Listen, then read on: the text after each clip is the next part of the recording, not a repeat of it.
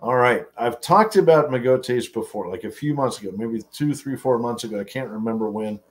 But I really want to cover it more thoroughly at this point because they have started trading. I think maybe a week or two ago, they started actually trading in the public realm, and this is a story that people need to pay attention to. It is an exploration story.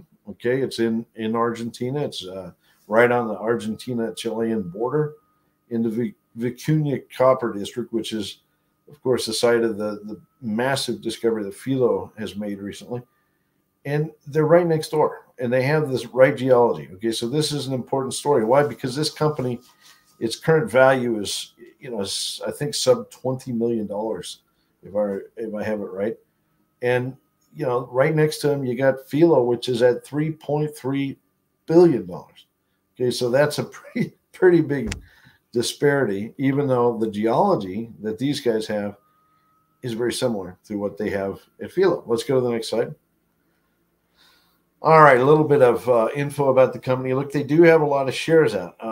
Part of that is a bit of an artifact here because the guys who established this, I'll expand more in a slide or two, are from a different side of the planet, and they're kind of more accustomed to seeing, we'll say, Australian level of shares. But if you can kind of set that aside, this company, I guess the market capitalization is 35 million. Sorry, I'm a little off.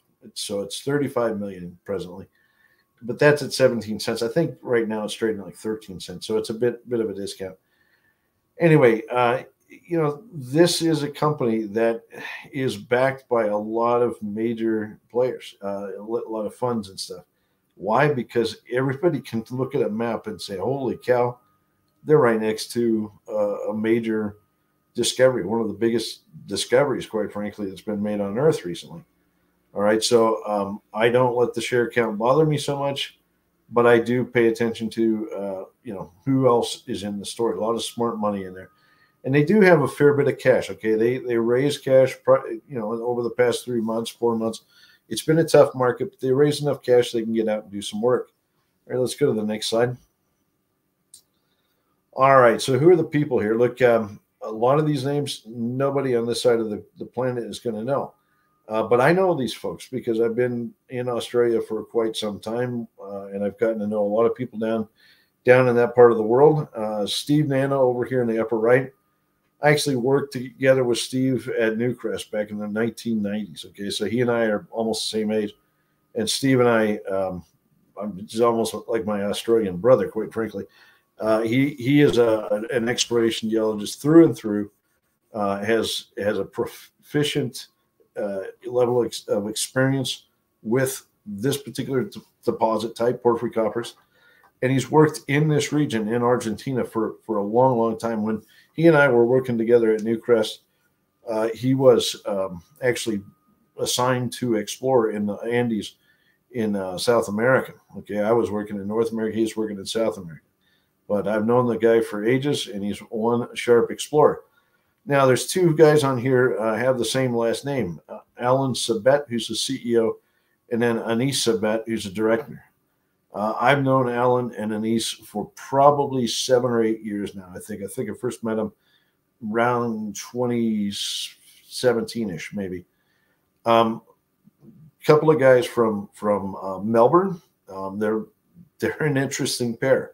They invested in the tech space for a long time. In fact, they made a lot of money. They're incredibly smart people. I would say their IQs are probably north of 150, everybody in their family. And I know most of them. Yeah, they're incredibly sharp guys. They're young. They don't know that much about the mining industry. I think sometimes people think, who the heck is this? Don't know these guys. But they're serious about exploration, and they've teamed up with Steve Nano because they know he's a good geologist. Okay, so I have a lot of respect for that kind of an approach. And even though Alan and Anis might be a little bit green in running public companies, I have a lot of faith in these guys. Okay, and I know they'll watch this video and they'll listen to these things. I also know Peter Mullins as well. Peter's got a long history, Mount Isa mines and so forth. He's worked in this region as well. Very, very astute explorer. He also worked for Lydian over in Armenia. I remember. I think that's the last time I saw him was in can't think of the capital of Armenia, but whatever it is. I was over there about 10 years ago or so. Anyway, so I know these people, okay? And while a lot of people here in North America don't know them, I can tell you what, you've got a first-class team here. All right, go. Next slide. Those modeling pictures. What's that? I said, look at those modeling pictures. Steve Nano, too. Oh, man. You guys are looking good. GQ level stuff. Yeah. Okay. All right, go to the next slide. All right, so let's put this in context. What did these guys manage to do? Look, Alan and Anise have a habit of trying. They learned exploration. Well, partly from Mark Creasy. They kind of watched Mark Creasy's approach, and they kind of want to emulate that level of success. Okay, so and they think big. They don't think little. Okay, they go around the world and they look at big discoveries, and then they get in there and they try to identify opportunity. And in this case, what they did is they identified a very large piece of ground immediately adjacent to Philo to the south. Okay, north is to the right on this image, so you're going to have to kind of tweak your head around. Anyway, Philo right there in orange in the middle has a market cap of $3.3 billion on the Filo del Sol discovery. Absolutely massive porphyry. You can see news coming out on them almost routinely every week or two. Now, these guys have multiple targets you can see in red that are immediately adjacent. Okay, you might say, well, okay, is that really, does that mean much? Yes. Okay, now the beauty of having a guy like Steve Nano here is he's very technically oriented, and they've collected data that demonstrably shows that this is the same part of the belt. And these targets are real. Okay, let's go to the next slide. And sorry, I didn't mean to glaze over NGX, but they're also in the region. That's another Lundin family company, and their market cap, I think, is like 1.8 billion. So you got, we call it not just 3.3 billion. You got more like, what is that, $5.1 billion in value immediately adjacent to you. That's insane. Okay, now they struck this deal where they can earn 80% interest in Filo Sur. They call it the Filo Sur project by meeting expenditures. And to me, I actually find these pretty modest. Okay, so they have $5 million that they have to meet, and that's actually completed, I think, at this point. And then they have a cash payment that's due in a couple of years. Okay, look, this is bugger all for a project like this. And how the heck they managed to strike this, I don't know, but they did it, and good on. Now they can get up to 85% by, actually taking this through feasibility. Fine. Will they have to? My hunch is probably not. I can tell you what, just about every major mining company that's interested in copper right now is looking at this story, okay, because it's right next to something that everyone is licking their chops around. Okay, go to the next slide.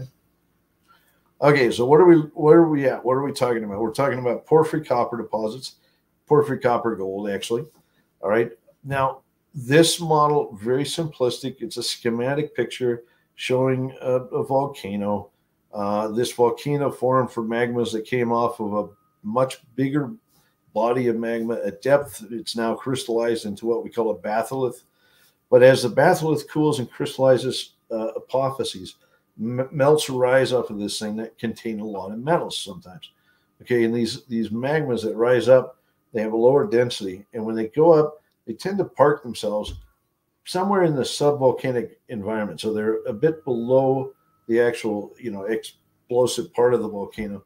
They're down in the ground, maybe 2, 3, 4, 5 kilometers. Okay, and you can see the scale bar on the left there. All right. Now, what do these things do? They come up, and then they sit there and they start to crystallize, and the metals start to come out, and they flood the rock around them. Okay, so they form basically an envelope, a shell or shield of mineralization, kind of like a sheath around a knife or something around them. We call it porphyry, in this case, copper deposit. You can have porphyry other things too, but in this case, porphyry copper. Yeah, but the fluids also interact with the fluids higher in the rock section all the way up to surface. So you can get hot springs and geysers and steam vents and stuff like this. And as those fluids kind of come off of this, they're very hot. Okay, they interact with the rock and they alter the rocks. When you see the word argillic, what does that mean? Well, clay. Argillic alteration is basically intense clay alteration. Argillite is a clay stone. In this case, argillic is simply a name for alteration that has turned the rock entirely to clays. Right, and we often see that above, in the volcanic environment above a porphyry deposit. You also get phyllic alteration. Phyllic is simply minerals that are clay-like that have grown a bit bigger. So they're micas and things like that. Phyllosilicates. Phyllic alteration. Okay, and then below that we get potassic alteration, which is the alteration that's most closely associated with the mineralization itself. Potassic alteration means minerals that have a lot of potassium in them, and that could be biotite, it can be potassium feldspar and other things. But anyway, I don't want to get into too much detail. The important thing is there is a zonation from the bottom to the top. About 2 or 3 weeks ago, I talked about how when you get a porphyry, you have to be in the Goldilocks part of the rock section. Okay, if Mother Nature hasn't eroded down to the right level, that means the porphyry is probably too deep to get to. If Mother Nature has eroded down deeply, the porphyry could be largely removed. Okay, so where are we in this part of the world? Go to the next slide. I drew a green line here showing the approximate depth of erosion in this region. Okay, Mother Nature has taken maybe the tops off of the volcanoes and eroded down a bit, but there's still a lot of argillic alteration, clay alteration, and there's certainly a lot of phyllic and then likely potassic alteration below. We know that because over at Philo, that their drilling, which is in the porphyry itself, the actual ore deposit, is largely potassic alteration. All right, so we're kind of in there's maybe a few hundred meters, maybe even a kilometer to get down to the mothership in these systems. Is that daunting? Well, yeah, I mean, it means you got to drill some deeper holes. But look at Philo. They made an amazing discovery. I think a lot of their holes go down 1.5, 2 kilometers even. I mean, they're crazy. Some of them are crazy deep, but they have found a mega deposit. Let's go to the next slide. Okay, so I mentioned a minute ago data that supports this. Okay, and Steve, bless his heart, knows exactly what to do here. Okay, and one of the things they have that they collected when they were private, by the way, this is all this money was raised and done in a private space. So a lot of people saying, oh, geez, did they just give shares away? No, they were actually issuing shares privately. Okay, and they had to go round up that money from basically whoever they could beg money from for a couple of years. It's been a tough slog, but they did this in the private space. But they did the work that they need to show the targets are there. Now, over here on the right-hand side, you can see the big pink blob, and that coincides very, very nicely with Philo's discovery. Okay, this is MT data, which is a type of electromagnetic data set that shows, we'll call it the conductive and resistive nature of rocks. Okay, electrical conduction and resistivity of the rocks. And that shows there is a big fat conductor of some sort sitting right there, coincident with that porphyry. And I love this because I've seen a lot of deep MT surveys recently that show this is probably the most effective way to explore for porphyries. Now look over here on the left, okay, onto Magotes ground, and look, that orange line isn't quite in the right place, and I'm not sure what happened there, but the boundary is over actually a wee bit to the east or to the right. Anyway, nonetheless, like target number 1 is on Magotes ground. Okay, and you can see boom, boom, boom, boom. Each one of these targets has a discrete MT anomaly associated with it. To me, that is very compelling that these guys will likely have discovery or multiple discoveries on this ground. Go to the next slide.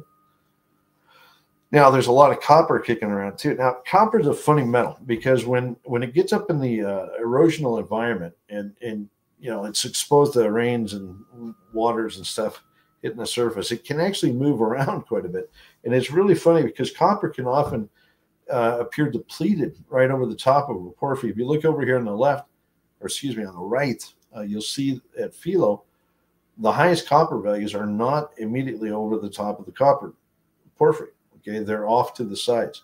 Copper likes, like when the rain trickles to the ground, it often picks it up and then it moves sideways until it finds the side of a hill and then it flows off.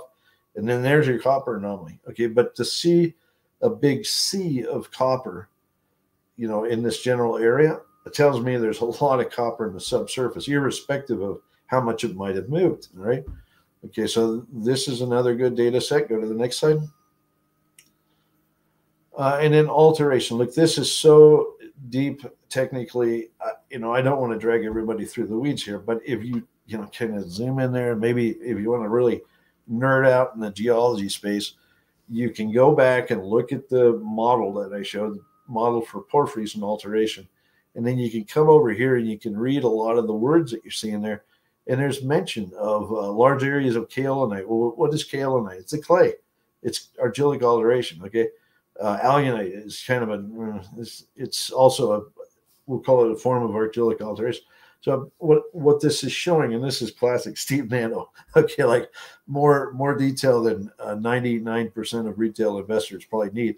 What this is showing is incredibly detailed picture of the level of alteration that they see in all of these targets. And I mean, it's good data. Don't get me wrong. I don't mean to make light of it, but for the average viewer, watching this broadcast, all you need to know is that they're seeing a ton of clay alteration, and it seems to be associated with these targets. Like the targets they've defined by MT also have a surface expression of argillic alteration.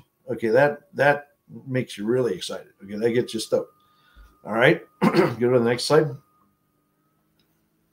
Now, they can actually take geophysical data, they can model it in 3D, and they can determine approximately how deep the body of rock is, we'll call it, that's generating the response. Okay, so over here on the left, Magotes has taken their MT data and whatnot, and they've modeled it. They've done what we call an inversion to see where this response is coming from in the subsurface. Now, you got to bear in mind that over at Filo del Sol, Magotes doesn't have the data, okay, so they can't manipulate and do an inversion because they don't have the data. We do know there's a Manga Chonga MT anomaly over there, and it's coincident with that very high-grade zone that they've hit in the Aurora part of the system. But we don't have it in 3D, so we can't look at it for a direct comparison. But if you kind of just let your eyeball imagine, let's say it was a big purple potato over there, and then you start, moving over here to the left, you can see all the purple potatoes down there.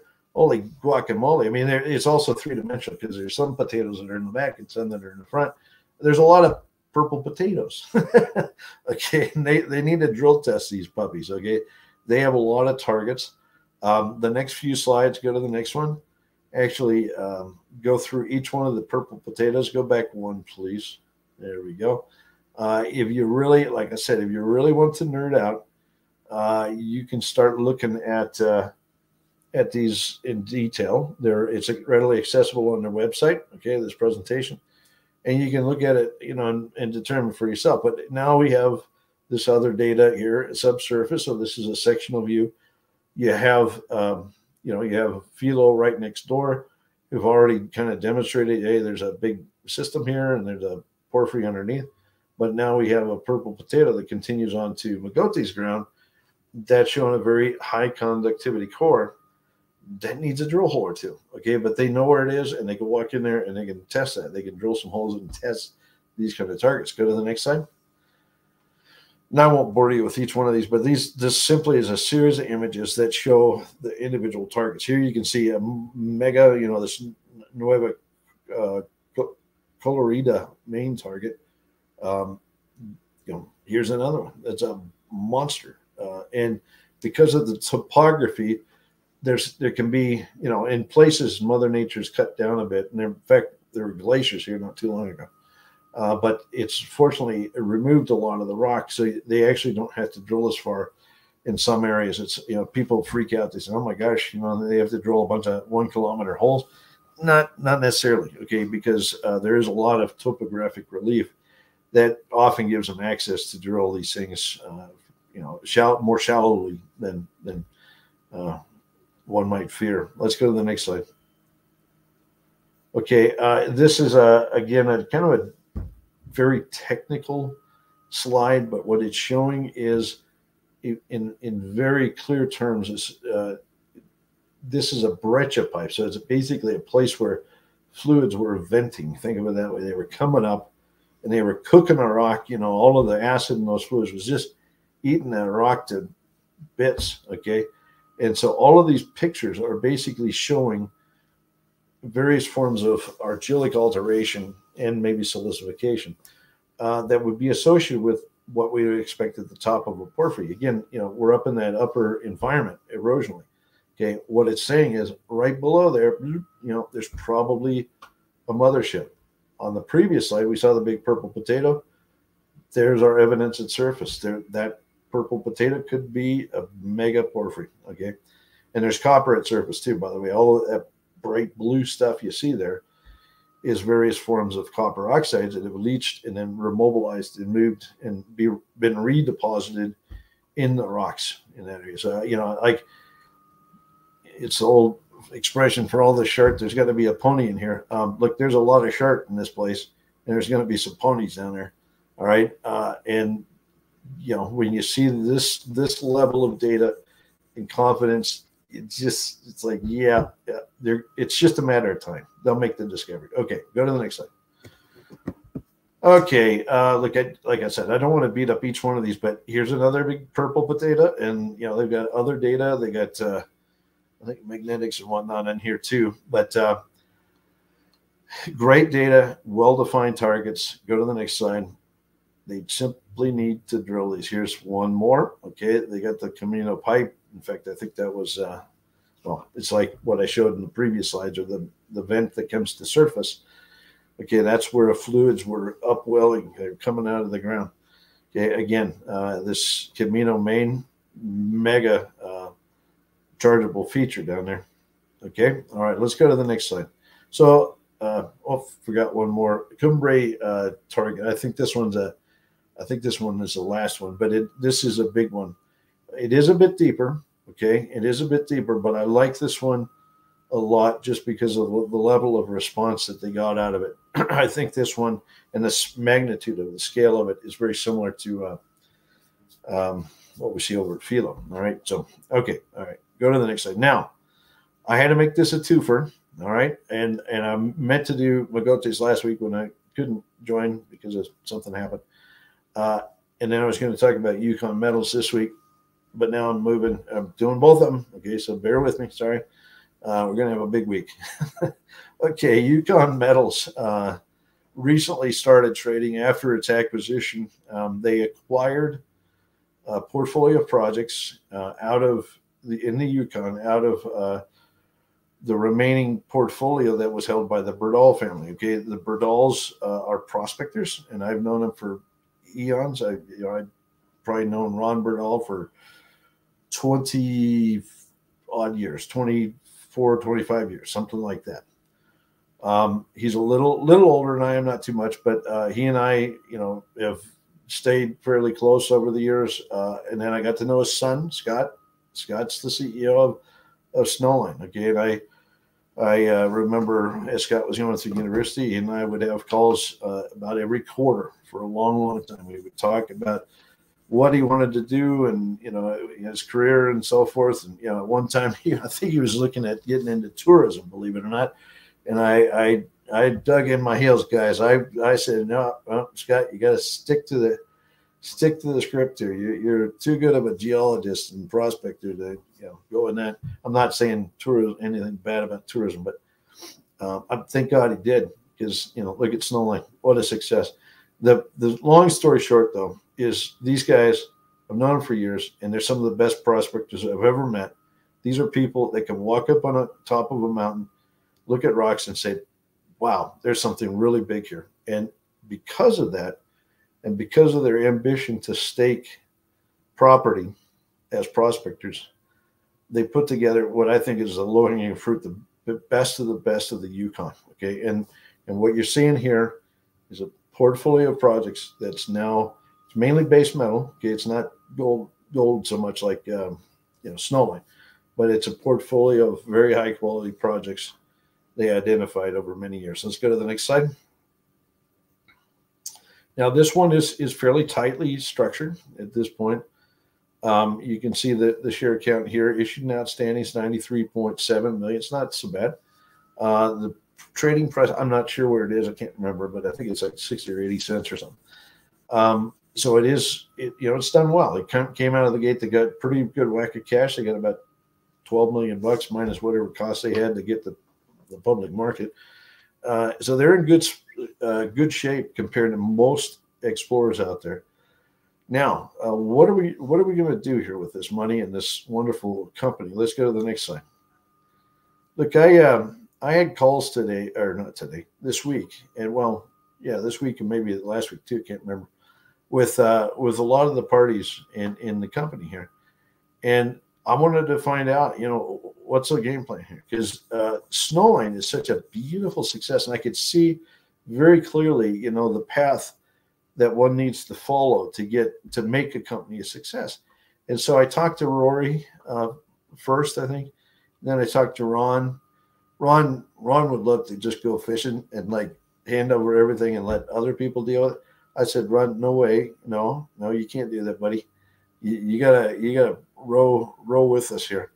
And then, I even talked to Scott earlier this week. I talked to him about Snowline and Yukon. Anyway, the long story short, I think I have a better picture of how they're going to progress the company now. And I really think if they stick to a script very carefully, they will do well. They could replicate the success of Snowline. All right, let's go to the next slide. Okay, so you can see the breakdown of commodities in their projects in that middle circle there, or the left-hand circle. A lot of copper, a lot of silver, a lot of zinc, and even tungsten in there. There is a gold component, like there's polymetallic component. There's even one or two, I think, reduced intrusions that are in there. Anyway, long story short, that's kind of your spectrum of metals that we have that we're going to explore for it. And then over here on the right, you can see the level at which these things, have reached at this point in terms. Some have been drilled, some are discoveries, or incipient discoveries. And then some are even deposits. All right, let's go to the next slide. Here's a list. This is actually out of the appendix of the slide deck, but I put it up here because they have a lot of properties. I think in total there's even more than this. I think it was like 17 or something. But this, we'll call it, these are the primo of the list.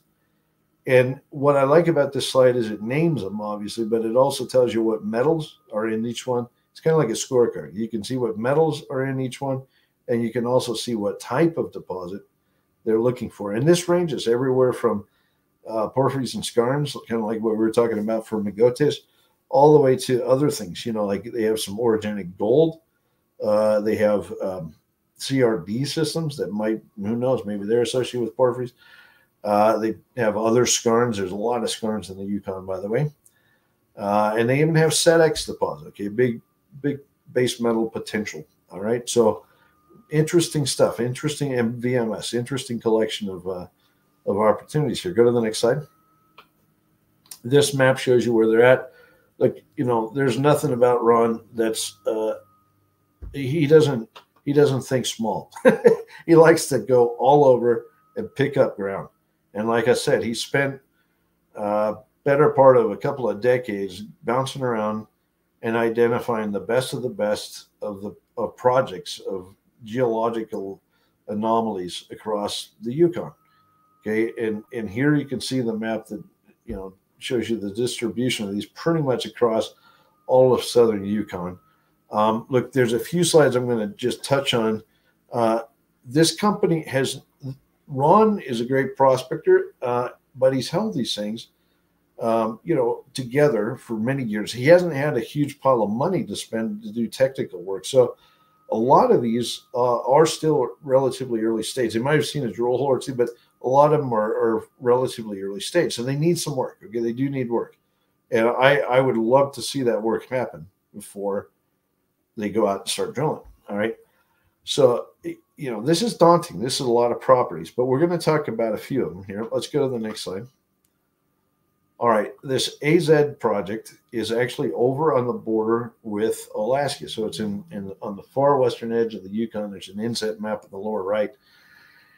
And I've talked to Ron about this. I talked to him several times, even in the past. I mean, they've found some phenomenal copper and even gold values here over the years. Huge alteration system associated with this property. Now, obviously, if the best we have at this point is this map, and I do know they have some rock chip samples, but we're not to the drill stage, okay? We need to collect data, okay? Park that, because that's very important here. It's a great project. I know from listening to Ron about the potential of this thing, but I know that more work is needed to get to the drill stage. It is a very large project. I like that. We need large projects. I love to see that. But it is not quite at drill stage. Go to the next slide.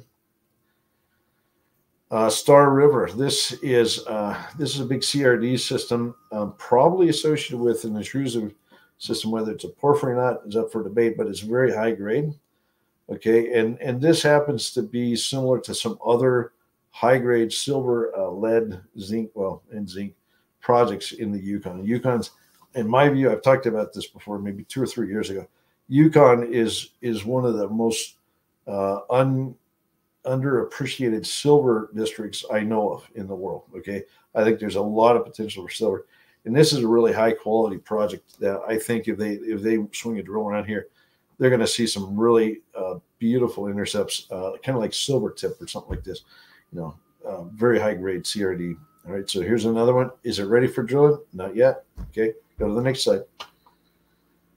And then Expo. This is, I just cherry picked a few, okay? But Expo is down in the Finlayson VMS district. And I consider this district, a world-class district. It's got Kutzakaya, Wolverine, etc. Like there's some big VMS down here. It's in that sweet age. And so I just love this camp. But they have this Expo project that has clearly a very large VMS target on it. Okay, they've seen this in soil geochem and other things. Is it ready for drilling? Not yet. Now, why do I keep bringing this up? Well, I know that the company, they just listed or they just started trading, I don't know, a few days ago, a week ago or something. They're building up their team, okay?